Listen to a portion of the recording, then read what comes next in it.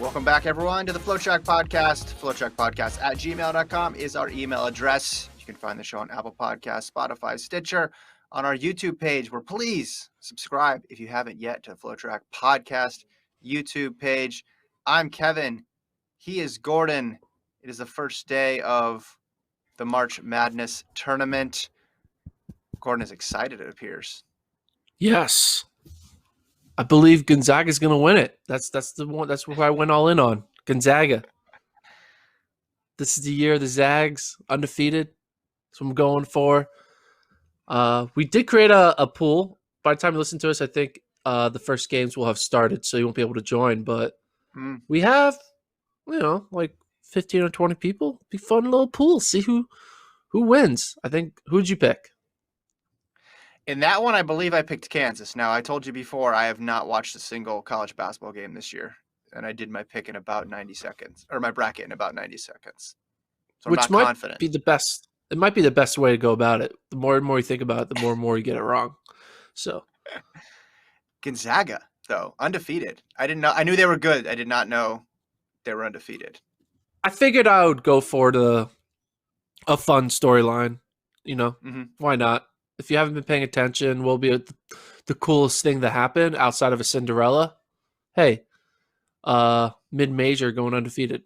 Pretty cool. Yeah. So that's what it happened.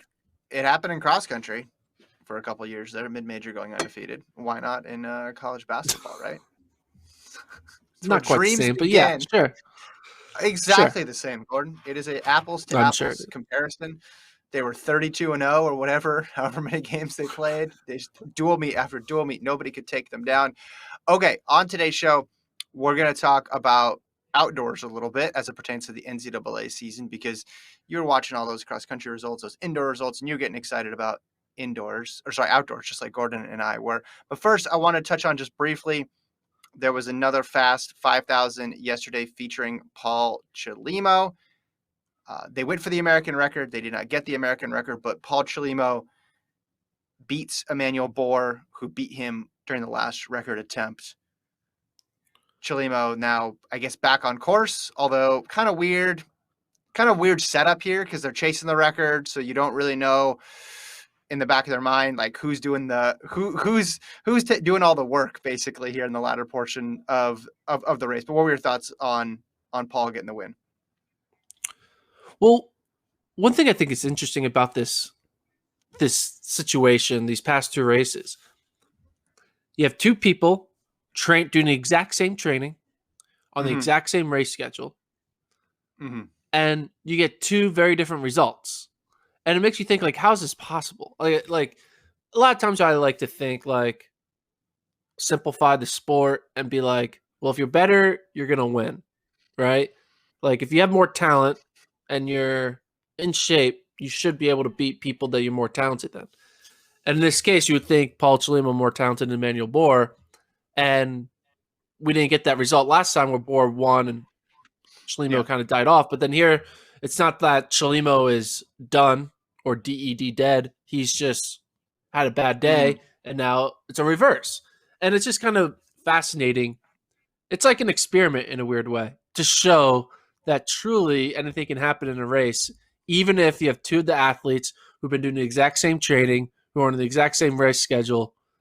They can do two races, and each one could be very different.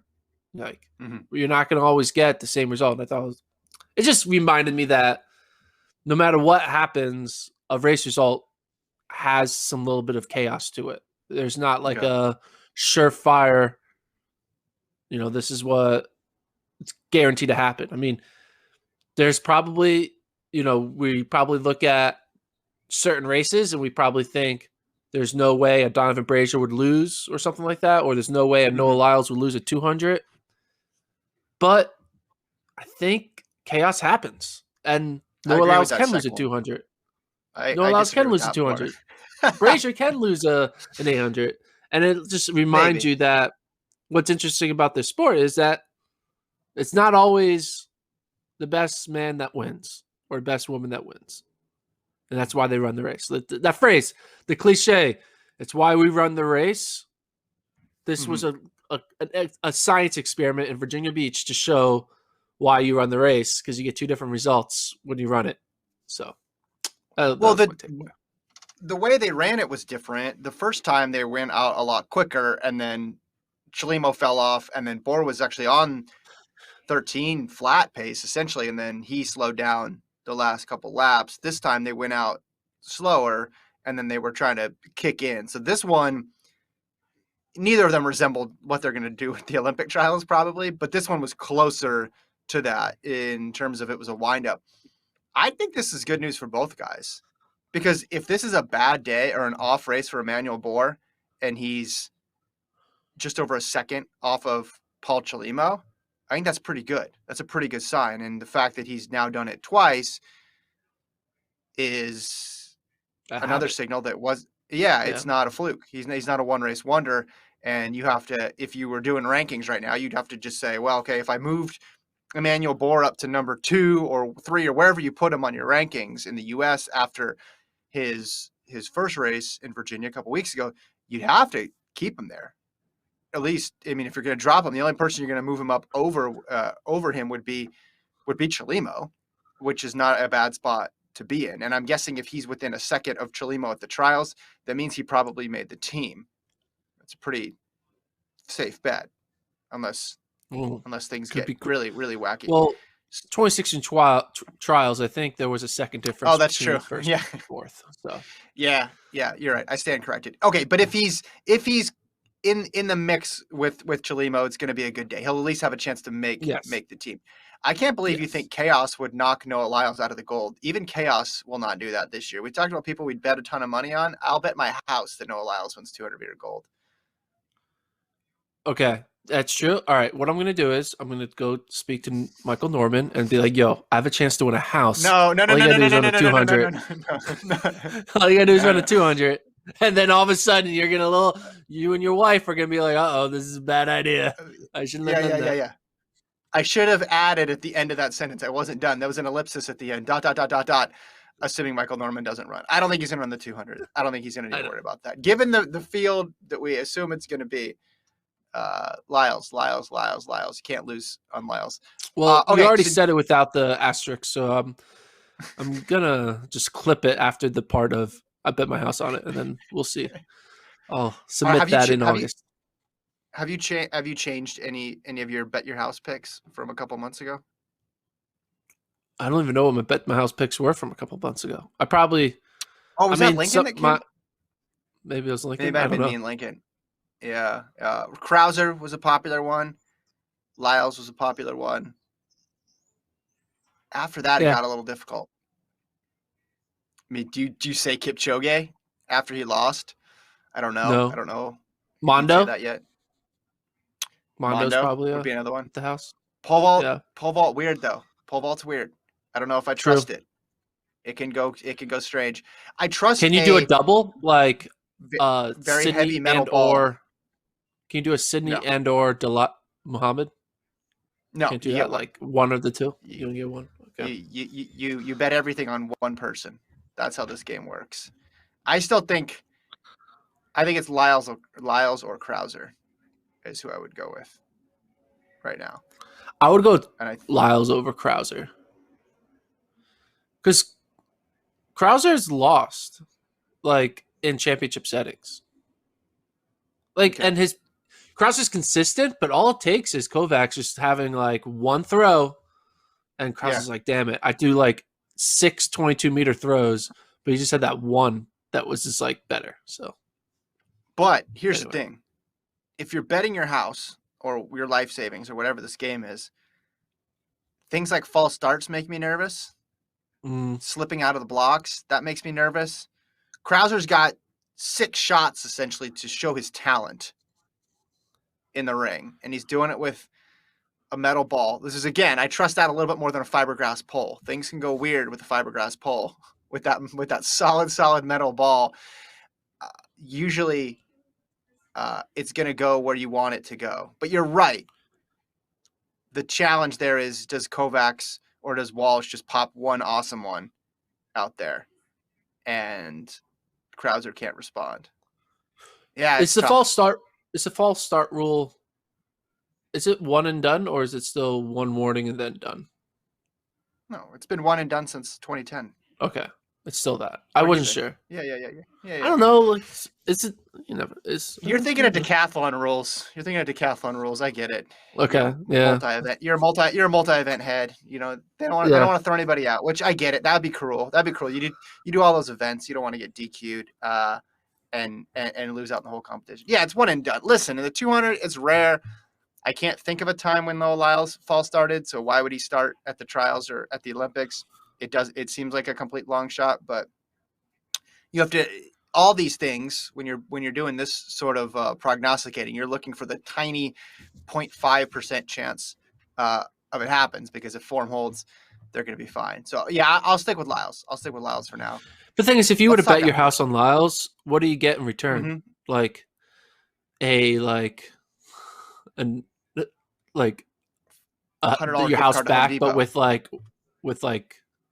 Wi-Fi installed. Like you just get. Well, I already have Wi-Fi. What's the upgrade to your house that you get for putting it all in Noah Lyles? Man, if they could just do a few improvements, I have a list that I've been working through since I bought it a year ago. That's what I'm saying. Give me a gift card to Home Depot, and I'll do it. It'll be interesting. It'll be interesting to see when the betting lines come out for Tokyo, who is listed actually as the biggest individual event favorite. Because I think it would be Lyles, Krauser, Mondo. I'm trying to think about somebody on the women's side. Maybe someone will pop up between now and then and start to look unbeatable. But those, I think, are the three right now. Maybe Bridget Kosgei in the marathon. They would have his pretty good odds. But I can't think of anybody right now other than those maybe three. Hassan. Yeah, it just depends what event, right? Depends what event and what else they're in. So I'm interested to see that, and I'm interested to take your money and make some bets. Just kidding. I won't do that. Sounds good. Put it in. Okay, outdoors. Let's talk about outdoors. Let's do it. We have a list here of the top stories for the NCAA outdoors is what we're talking here, because we're so excited about cross country. We're so excited about indoors. So what does that look like going into outdoors? Let's start first with something you've been very passionate about, the epic men's 5,000 on tap.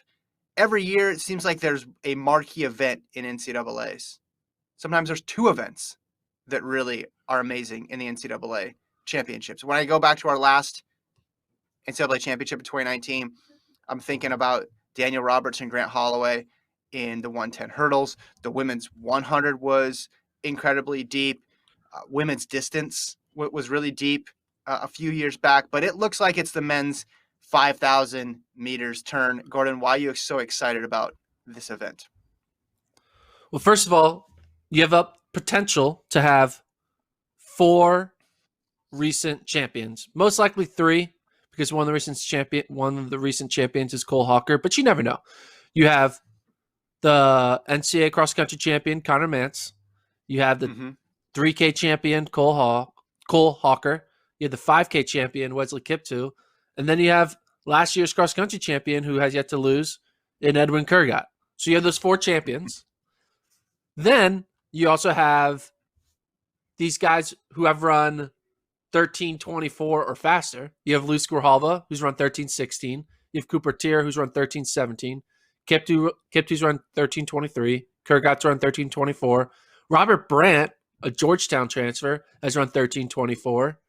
Right? And then you have all these other like 13:30 type guys consistently. And then you can even throw in Nico Young, who knows, right? He got 4th in cross. And Adrian Wildershot, he got 2nd in cross. So there's just so many talented men. I mean, we're going to have 5 guys who are coming to this year with a 13:24 PB or faster, and then 4 individual champions in the 5K related event. How do you rank it? Like how would you rank it? Well, who's the favorite in your mind? Man, in a 5K. I listened to your interview with Dave Smith where he compared Mance to Rocky, and he made a very persuasive case. It's just like, yeah, other guys have better PRs, but like, what's the method right now to beating Connor Mance? It's very difficult. There could be another champion in there too, Gordon, because the 10K will be 2 days before. So if one of those guys who doesn't already have a title wins the 10,000, you can throw another national champion in there. Right now, number one, I would put Wesley Kiptoo. I would put Wesley Kiptoo because he dominated the indoor 5,000. He came back, still held his own in cross country. Obviously, didn't get the win, but I think between now and then, he's going to get a little bit more strategic with how he races. And you may not see the 4:06 opening mile in Eugene, and you might see a race strategy that's better for him, better suited for how deep this field is going to be. So I'll put him number one. Number two, I think you can't count if Cole Hawker runs. I would put him. Let's assume Cole Hawker doesn't run. Okay. Okay. Well, no, then I'm going to sub in runs, just for fun. Let's assume okay. He runs. Well, I'll put the Oregon 4 deep. I'll put the Oregon conglomerate in there. I'll put the Hawker/Tier. So what we know, one of them is going to run, right? So Hawker/Tier, Tier/Hawker. I put next. Then I would put Grijalva in there, and then I would go Mance, even though I'm doing the exact same thing that people have done before to Mance, which is count him out. I know I'm doing the same thing, but I think that's my top 4/5. I know I'm leaving out Kurgat, but I think Kurgat's going to win the 10,000, and he's going to be a little bit tired coming back to the 5. I mean, a lot of other guys are going to be running the 10,000 as well too, but I'm going to put Kurgat in 5th. So not only are you're saying Connor Mance won't win the 5K, which is okay, but then you're like, but he also isn't going to win the 10K either? I got him second in the 10K right now in my early rankings here. I got Kurgat, then Mance. No disrespect. It's just a tough year. It's a tough year. Yeah. It's weird, but are we going to keep doing this to Mance forever? I mean, it's like he's going to win, but we're constantly going to be like, well, you're not going to win the next one. And then he wins the next one. Well, you're not going to win the next one. Keeps going. Anyway, yeah, listen. It's tough. It's a tough field. No matter who you pick, you're going to be quote unquote overlooking at least 2 or 3 people because of the resumes of everybody. It's impossible not to. Okay, here's the thing. I'm going to tell you what's going to happen. This is going to be the exact top 8 in order. No ifs, ands, or buts. Finishing in 8th place, it's going to be our boy, Robert Brandt, who always finishes in 8th, which shows how good this 5K is because he's a 13:24 guy. I do think Robert Brandt is going to do better in the 10K, and that's why he finishes 8th in the 5. In 7th, I'm going with the Moen Kemboy of Arkansas. He's consistent. He'll be All-American. Mm-hmm. He's talented. He's a 13:33 guy. In 6th, Nico Young. Mm-hmm. He only has a PB of 13:44. I think he's going to go into NCAAs with a 13:30 PB. And I think a 6th place finish in this field is a hell of a start for Nico Young. 5th place, I'm disrespecting Connor Mance. I'm putting Wait, what? You just told me I was ranking him too low, and then you're putting him almost in the same spot. Come on, man. Well, I'm putting Mance number 1 in the 10K, so at least I'm giving him that. I am giving Mance a title. So in 5th place, Mance. In 4th place, I'm going Wesley Kiptoo. Hey, man, he's got to learn how to kick, and he's got to learn how to race. If he would have won that cross-country championship, I probably would have said Kip. No, if he would have won cross-country against Mance, if he would have won on Monday, he would have been my favorite in the 5K. But he showed weakness. He showed that he doesn't have it all together. He can lose races. And I think his ultimate weakness is losing races where there's a kick. And I think that might happen. So, and he's going to be coming off the 10K. So, Kiptoo 4th. In 3rd, I think Kurgat gets 3rd because I think Kurgat's a better kicker than Kiptoo. In 2nd, I'm going with Tier because I think Tier is a better kicker than Kurgat. And then in 1st, I'm going with Grijalva because I think Grijalva is the best kicker of them all. And I honestly think a 9th, when you really look at it, 9th place finish on a hilly 10K for Grijalva is actually impressive and not a disappointing. Yeah, sure, I ranked him number 1, and I was wrong in that, and I've admitted that. But I don't think I'll be wrong in admitting that he's the number one 5K runner because he's going to be a lot more comfortable on the track. Well, even when I did the workout Wednesday with him, and he was like struggling in that workout, if you watch it on FloTrack, he was like their third guy in the workout. Mm-hmm. He's like, yeah, this is hard for me. It's not a track where I'm best.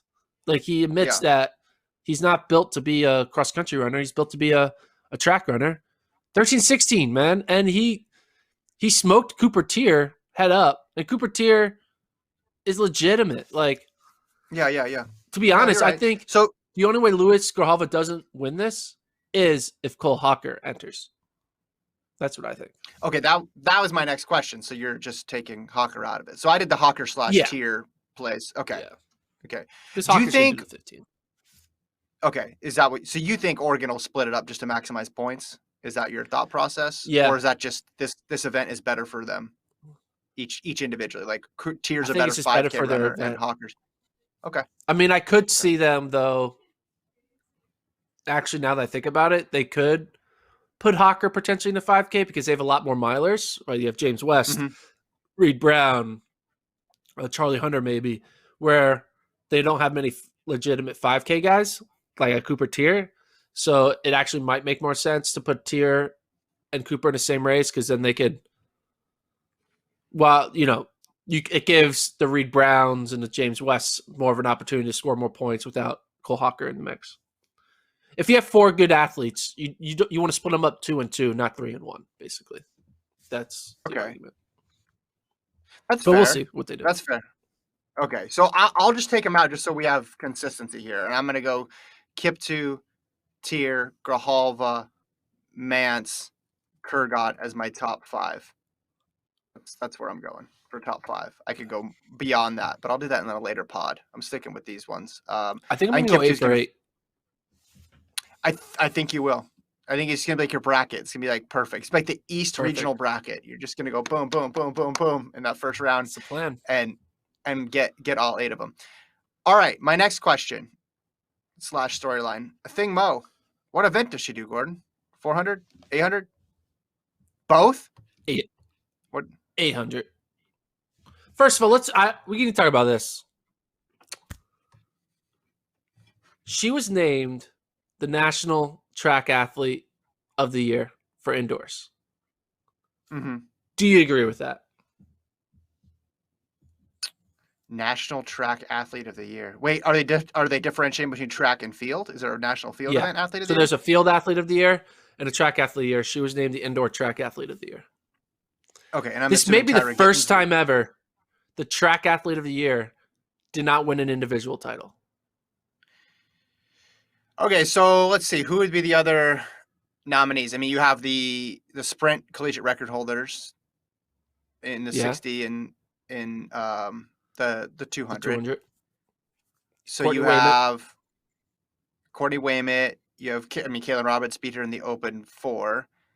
Aaliyah Miller, Sage Herda. Who won the 5 again? I'm already blanking. Joyce Camelli. I'm actually okay with it. I mean, she dominated that 800 this year.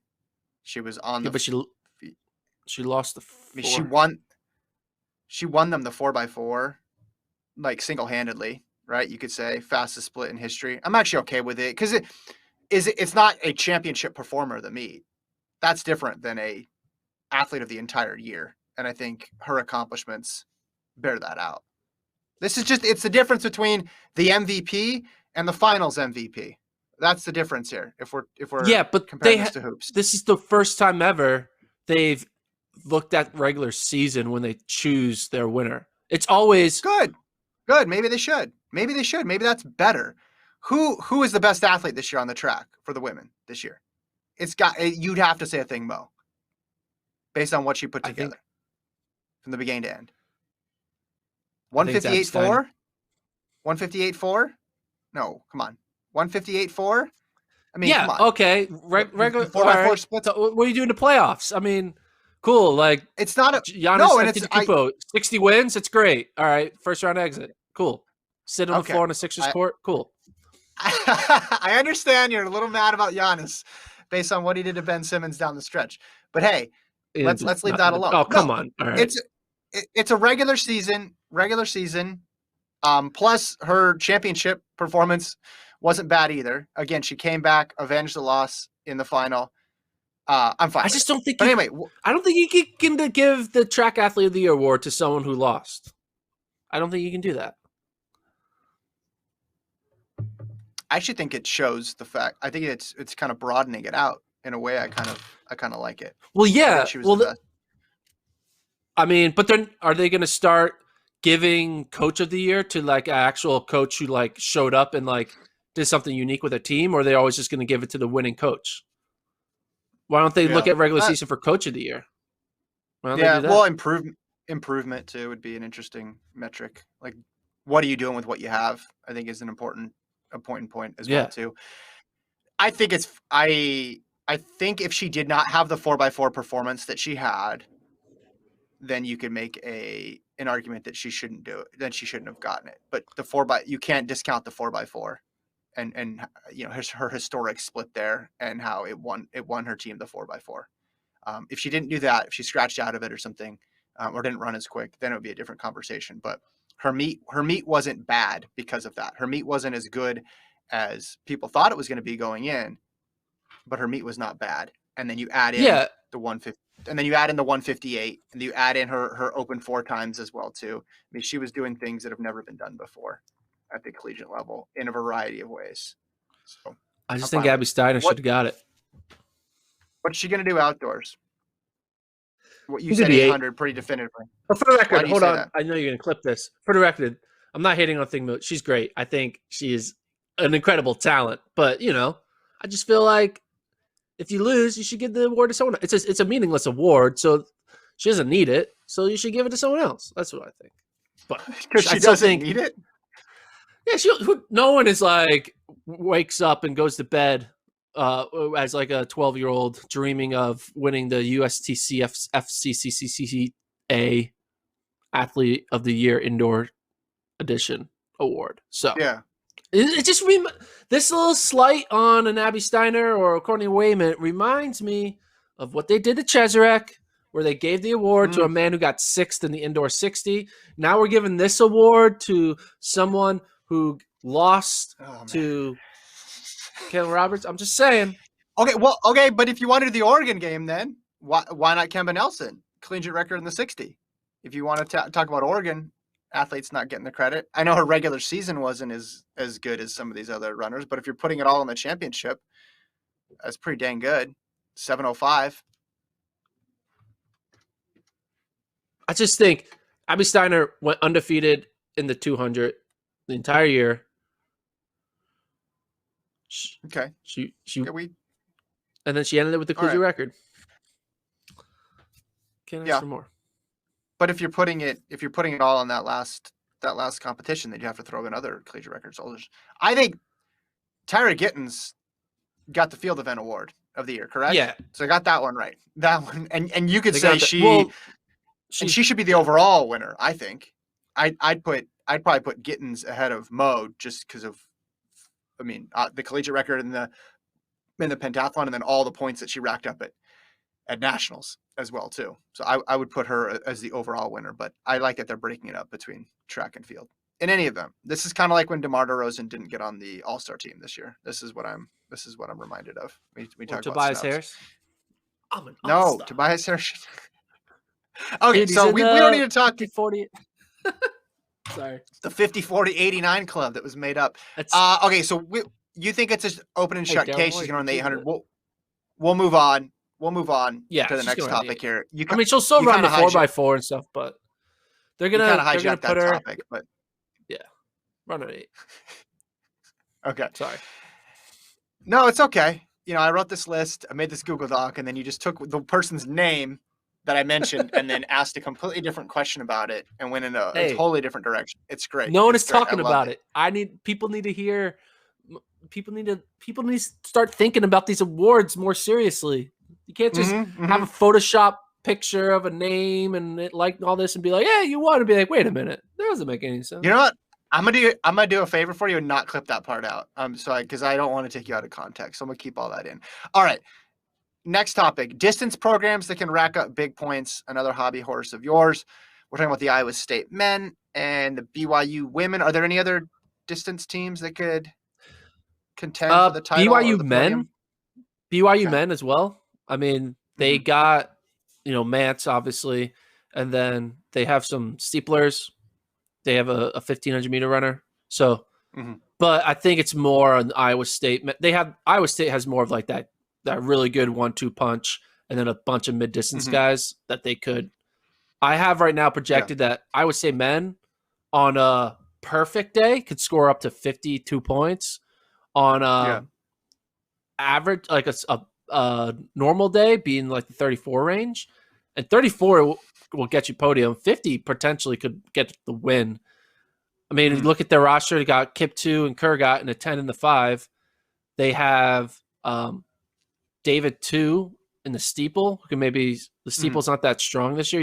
He just ran an 8:55 season opener, so he could get down to 8:40 maybe. And then they got Festus Lagat and all their 800-meter runners. The Jason Gomez, Rashawn Rooms, a bunch of other guys. Spread them out in the 8 and the 15. They could get to that point. And then on the women's side, they have two great 800-meter runners in Ellsworth and Camp, 202 and 203. Remember, Camp, she's not a 6K runner. She's an 800-meter runner. So Ellsworth and Camp, 202 and 203. They got two good 5K runners in Orton and Weymouth. Weymouth, though, could also move over to the steeple.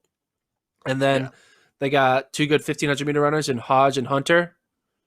Hodge was a 4:31 miler. Hunter made the final in the indoor mile. And then Frentway, she was 15th at cross. She'd be good in the 10K. So they could easily have 1 to 2 people in every distance final from the 800 to the 10K. Well, in the 800, you didn't even put in the woman that was the finalist at indoors either as well. Yeah. I'm guessing Whitney Orton's going to run the 15 if I had to guess. And then I think Weymouth's going to run this. No, I think she'll run the 15. I mean, it's just a guess just because of what she's done in the past. And then Weymouth's going to run the steeple, win the steeple there as well, too. Real quick before we move on, do you have – I mean, are these teams – do they have a shot at winning? Like, who do you have as – I'm assuming LSU men are in a good spot because of Javon Harrison, Damian Thomas, et cetera, for the men. Does anybody have a chance? Do any of these distance teams have a chance to unseat them? I mean, they have a chance if they all of a sudden are like, hey, let's go 1-2 and everything. But it's going to be a lot harder in outdoor. I think they have a legitimate, though, shot of both being podium. And that's – I think that's a ceiling. Iowa State, if all of a sudden Kiptu and Kurgat are out there running 13:10s, maybe I'll start thinking that, right? Be like, okay, this is like getting a little insane, and they both know how to race together. They have like the Jenkins-Cheserek type 1-2 punch.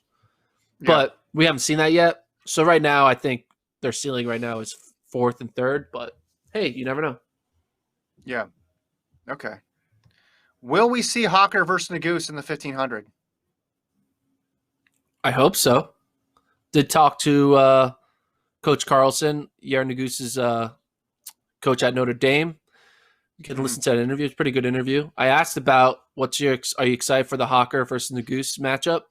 And when I did talk about it, which is kind of interesting, obviously in my mind, I was thinking NCAA like matchup, but I think his brain went right to the trials because his reaction was very like, yeah, man, we want to put together our best USA team, like a best team. And I thought that was kind of interesting is that his mind, I think the true pinnacle for Nagoose is not going to be the 1,500 at NCAAs in June. The pinnacle for him is going to be the Olympic trials. And I think the same for Hawker. Like they're both already have NCAA titles. I really think the matchup we're going to see at NCAAs, I think the pressure on that race is going to be very minimum. Yes, you want to win, but like, I really think when they finish the race, they'll be like, all right, cool. Like, it's gonna be the least pressured event for these two athletes. It's just weird. You would think, hey, the matchup, mile champion versus 1,500-meter champion. Here we go. But because in Olympic year, they're just thinking a few weeks later, which I thought was kind of interesting. And I think we will get to see it in the 15, and I think it'll be fun. I think I'll give the edge to Goose, even though Hawker is showing incredibleness. But I think I said this during the live stream during indoors. Incredibleness. I like that. I think they'll go 2-3 or 1-3 or 1-2 at the trials, and both guys get on the Olympic team. I know it's wild, but the 1500 right now is not showing off right now on the men's side. I mean, Josh Kerr keeps on putting out some memes about how weak the U.S. men are in the 1500. I'm not sure if you've seen this, but it's been pretty funny. So I really appreciate it. But the men in the 1500 need to step up and start being consistent with running 334s, 333s, and not this lollygagging 337, 338 shit we've been seeing every other weekend. So, sorry, you can't clip it now because I said shit. Sorry. Yeah, come on, man. You were so good. I'll cut that part out. You could just bleep it. It's more dramatic. You also said interestingness, which was cool. That was an all-timer for you. Good 2 minutes. I think there is going to be pressure at NCAAs because the winning and the success builds on itself. I'm thinking back to Centro in 2011, wins NCAAs, goes on to make the team, and then goes on to medal in Daegu. It sets you up. It sets you up in a good spot, and you want to have that confidence growing as you go forward. I want to know which fall/spring strategy was best. Hawker stayed on the track, ran really fast miles. Nagoose and Notre Dame did the opposite approach almost, where they stayed on the cross-country course, later start. That'll be an interesting test case. Again, it's not information that we're ever hopefully going to use again, because hopefully there's never cross-country on top of indoor season, knock on wood. But it is interesting for a one-year story of, hey, what ended up working out? What ended up being a better strategy? Who's fresher at the right time? That's interesting to me. One more. Coach Actually, Carlson. I asked Sean Carlson about that, and he did mention how, like, it as a 1500-meter runner, it is hard to be a sharp miler from January to August. You know, it'll be a lot easier. It's a lot easier to be a sharp miler from April to August. So, right. Yeah. Yeah. One, if you're thinking August, right? And if your goal was August and your goal isn't the second week in June, that makes plenty of sense. Two more I want to get to. Can the young men's sprint champions, I'm talking about Micah Williams from Oregon in the 60, Matt Bowling from Georgia in the 200, carry it over to outdoors, Gordon? Yes and no. I think Micah Williams is better in the 60. I think Matt Bowling is better in the 200. So I think neither of those guys are going to win the 100. I think there are other guys out there that actually are going to have a better 100-meter performance. You look at, I can tell you, there are currently, so Michael Williams, 100-meter, again, we got to take it with a grain of salt because there was no 2020 for these guys to really improve their 100-meter PR, but Bowling's PR, win legal PR is 10:11. Michael Williams' win legal PR is 10:21. But like Raymond Akuwo of Florida, he's run 9:96. Two guys from Purdue, Williams and Colebrook, have run 10:01. Joseph Amoa has run 10:01 from Coppin State. Florida State kid has run 10:06. The Houston kid, the South African, he's run 10:06. Raheem Chambers of Miami has run 10:09. I do think they probably will obviously improve and be 10:0 guys when all is said and done. These are win legal times again, not because I know Bowling's run sub 10, but that wasn't win legal. I think Bowling's going to show up in a 200, but I don't know if the 100 is going to be a marquee event this year. Because I think the two best runners right now on the sprint side are just not strong 100-meter runners. So that's my take. I think but yeah, I don't know. What do you think? Well, you're right. You mentioned Micaiah Harris. I think he's going to be strong outdoors in the 200. And Laird, remember, Terrence Laird was really close to Matt Bowling in that NCAA finals. So he's not going to go away. Williams is interesting because he's a freshman. So last year, his senior track season was completely wiped out. And you would expect a lot of growth there because he's so young from junior year to 100. So I think his 100 PR is basically irrelevant. at this point. True. I think if he lined up at Hayward today and they put automatic timing out there, he'd blow it out of the water. No problem. Yeah, he looks really good in the 60, powering away. Awesome. I mean, he had a great start in the prelim. His start wasn't perfect by any means in the final, but he was just moving so effortlessly away. I think he's going to be fine in the 100, but you're right. If it's a year where we have, if guys are running 9.9s, then that's a legit time. But both of them are still so young, and going to have plenty of opportunities in front of them. I just thought it was interesting. The last one I wanted to touch on, the last question: how will the trials impact NCAA's? Because it's just a week after. Do you think there'll be any athletes who choose to do an event or not pursue an event because of the proximity to the Olympic trials? I think the only thing this really will affect is distance events. The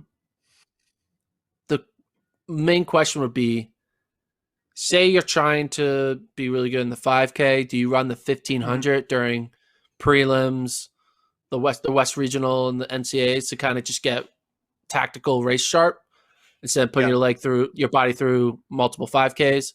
If you're trying to be good in the 10K at the trials, do you say, all right, I'm trying to be good at the 10K at the trials. I don't need to run multiple 10Ks leading up. Maybe I choose to do the 5K instead to kind of get ready for the 10K.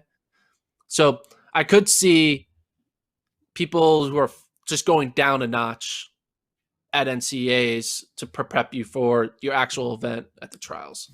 I mean, I see like someone like a Connor Mance. Connor Mance probably thinks his best shot at the trials is the 10K. So maybe Connor's like, all right, do I need to run because he's going to have to run 3 10Ks before it, because he said he has to run a 10K to qualify. Then you got to run a 10K at regionals and then another 10K. Like, do you want 30,000? And he's already run the cross 10K literally in March. So he'll have run 40,000 meters of racing before he gets to the actual. Yeah. You'll have to run 50,000 meters of race. It's just like, do you want to do that? So I think that's the only thing that could really affect. Yeah. Well, and we talked about Hawker before. What event he decides to do, I think that would play in. Women's side, someone like Waymit, who could score in the 5, but wants to do the steeple. I don't think she would do that. Double is brutal anyway, but that's a situation where, we could get 4 more points maybe out of this athlete, and maybe it pushes on the podium, but it might wreck you for a little while. And if she has designs on going to the Olympic trials and trying to get as high a finish as possible in the steeple, that might be something she opts out of. I wonder just in total though, like race, because we've seen this go the opposite direction. In 2019, there was that big old break because the trials USA's was so late. It's like 6 weeks from NCAA's to USA's. And I'm thinking, oh man, they're going to get rusty. They're going to peak. And then what are they going to do? And now we have the opposite thing where, okay, if someone has the hot hand, they can ride that out for another week or 2 and get on the team. But then there's also the come down effect of, I just ran this really high pressure, high stakes meet and I got the job done. And now I'm exhausted and I don't have time to mentally or physically recuperate before I have to try to make an Olympic team. But I think different athletes are going to respond differently to those time windows. Yeah. Wait, was 2019 there wasn't gap? Wasn't the trials right after NCAAs? No, it was about 6 weeks. Okay. Wasn't there a meet? There was a year when it was supposed to be this year. I mean, it was supposed to be 2020. Now that I think about it. Yeah. Yeah. Because we were freaking out about it last year. I guess in 2019 that the 2020 trials. Yeah. Man, I'm losing track of time with this COVID stuff. I thought we already had the back-to-back year. I'm sorry. Yeah. I mean, back-to-back. Giannis sat on the court 2 days ago, if that's what you're wondering. If you're trying to reorient. Right. No, I know what you're remembering, because in the winter of, we went to a coaches meeting one time and people were already talking about the 2020 schedule, basically, of like, okay, I got to start planning now. But yes, they're referring to 2020 because there was not going to be much of a turnaround at all. But 2019, remember, because Doha was so late. Doha was end of September into October. That was delayed. Yeah. So USA's was the end of July, and because USA's was the end of July, it meant about a 6-week break. And a lot of people were thinking, oh, this is going to be really tough for the college athletes to get back going again. But some other people were saying, oh, it's going to be fine. We'll be good. Like, it's actually good because they can go down and then come back up again in terms of because a lot of coaches and a lot of athletes say the NCAA meet is just so draining from a mental perspective, let alone physical. But I just wonder. I think some people are going to be completely gassed, and then other people are going to do well with it. And I think 2019 we saw that. Like, some people just could not keep it going, and then other people thrived off of it. What event do you think Nico Young does? I think Nico Young will do the 5,000. 5,000? Yeah, I think I'll do the 5,000. Not like, hey, let's throw you in a 1,500 to kind of learn how to race and get some speed in you. Well, they did that with Grijalva. I remember Grijalva started off running. He ran 5,000s too, but I remember he ran a lot of 1,500s as well too. He might run some 1,500s, but I think what he'll focus on, I think, would be the 5. 10 is such a commitment, right? If you're running 10, did Fisher freshman year do the 15? Or am I misthinking that? Maybe he thought he was going to do the 15, but then he did the 5K. I can't remember. He sure talked a lot about being a 1,500-meter runner. All right.